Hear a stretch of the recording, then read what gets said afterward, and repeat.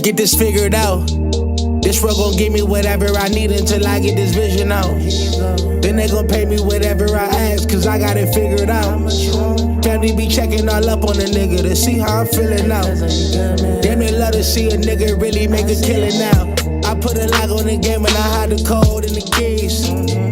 I am not playing no games, I really play this shit for keeps. That shit for me.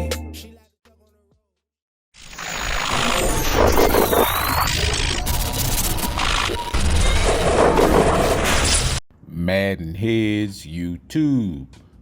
What's going on? It is your boy, Coach DC, coming back at you today with another video. And today, man, we're just going to talk a little bit about, are we headed back to the future? And by that, what I mean is, back in my heyday of Madden, I know y'all be like, man, here you go with this mess again. But yeah, the game was really like, yeah, there might have been one or two plays that worked a little bit too well, but a lot of the game was based upon user control and user responsiveness. And especially with this next gen, or yeah, I guess it's still next gen. I think initially the biggest complaint we had was, we can't move these guys, we can't get these guys in position to make plays. And so I guess, since then we've learned that you can do that. But I think a lot of the problems that we see on the game come from the responsiveness of the game. Meaning, when you click to a guy, does something happen? Do you get the guy you want?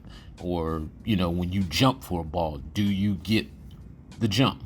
Not necessarily, maybe not the animation you always want, but do you get the jump that you want? Or do you get, like in this case right here, those rushing, like the pursuit angles are still bad.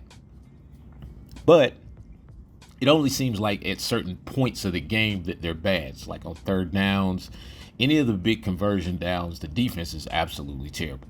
So that's just the algorithm in the game. We have to learn the difference between whether it's actually the game responsiveness, or just that you're just caught up in one of the algorithmic, yeah, I said that, plays. And so there is a difference. And so one thing that I teach, that I've been teaching for years, is like the stick pressure stuff and all that stuff. And that is a really big way to kind of alleviate some portions of the algorithm stuff, because stick pressure is going to give you more control. And so for all the people who say that they're not using it, even the bigger content creators, whatever, it's awful quiet when I hear people play now. And so I'm not even saying that to say that that's something that stems from what I'm doing, but it's just that we have to understand between the difference in blaming the game itself in just like the algorithm portion of the game. And so I think that one thing going forward with 24 is I'm hoping that we can get back to some of the instant responsiveness that we used to have when we clicked on, back in, I don't even know what Madden it was, but it's just a balance to it. And we have to be able to, these guys have to stop getting, I don't know, I guess on the deep ball, when you're trying to go for it or you're trying to make a play on the ball, it seems like the guys, that they lose not momentum, they lose speed. And so that's what I mean by the responsiveness. EA, if you're listening, the game has to be way more responsive in terms of what we're doing with the stick and the buttons. If we hit a button, if you hit the jump button too early, you should jump early. You know what I mean? That's your mistake. If you hit it late, then it's late. But something has to happen, and it has to happen probably, in a faster period of time. One of my guys always like, man, why'd you throw that? Hey, man, he's 6'7", all right? Yeah, he's bigger than the other guys. And plus, that was a partner of mine I was playing. We was just, that's what we do. When we get in our lab sessions, we trying to make plays, trying to see what we can accomplish. So a lot of this stuff, again, going forward, we're gonna have to understand the difference between the Madden algorithm and, whether it's a game flaw. Like certain things are just game flaws. The block shedding, that stuff, you can't really control block shedding, to be honest with you, because if that's the case, your superstar or X Factor guy would shed every time. I have a guy, the best defensive guy in the league, didn't get a sack in 4 games, and then broke out and got like 5-1. So that's part of the algorithm. You have to understand there are things you can do to enhance your responsiveness and enhance, the things that you're trying to do within the game.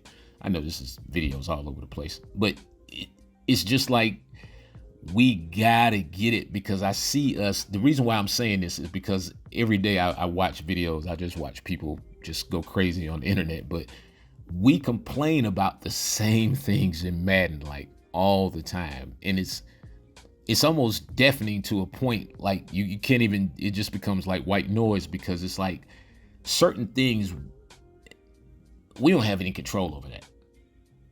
We just don't. We just have no control over whether a guy drops a pass or, the crazy errant throws where the spot's on the ground in one spot, but the ball goes in the stands. Those are things that they control. There is no mechanic. Nothing's going to solve that. I throw passes that are not under pressure, and I just see the guy just sail the ball in the stands. It just happens. And so in 24, again, hoping that there's less momentum. I mean, considering how they've totally ignored the fact that we hate this momentum meter, we hate it. I mean, hate it to a man. Find one person who likes it, just one. Let one person who likes the momentum meter stand up. Yeah, raise your hand. You, the one over there by yourself, because it's terrible, and it's what's to me. In my opinion, let's just say that, in my opinion, it controls the outcome of games. Crazy. I was watching a league game in my league last night, and you just see the breaks. You see the guys jumping out of bounds. You see all that.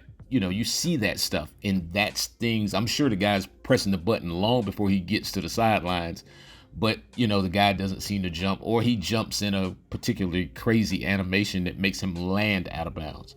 And so these are the things, EA, that we hate. We want that stuff gone. I don't want to have to press my receiver's icon 72 different times just to get a response. And the question mark thing comes up. And then now it's to a point where you make an adjustment. And once you make an adjustment, your whole, like, they give them a different route, or the offense shifts. Something crazy happens. A guy goes in motion, and it's like, come on, man. If this is what 24 is going to be, you're wasting your time. It doesn't matter if it's a better game. It could be a better game all day long. This is not a bad game to me.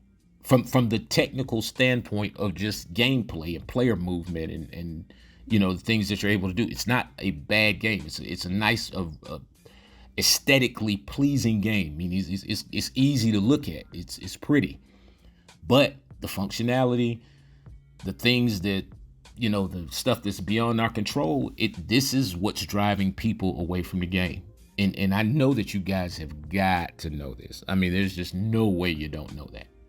And so that's what we want. We want a game that's more responsive to what's actually happening on the field, and not predicated on a scenario or a situation or a particular time frame where, okay, every third down, the defense is just going to be terrible because it's third down.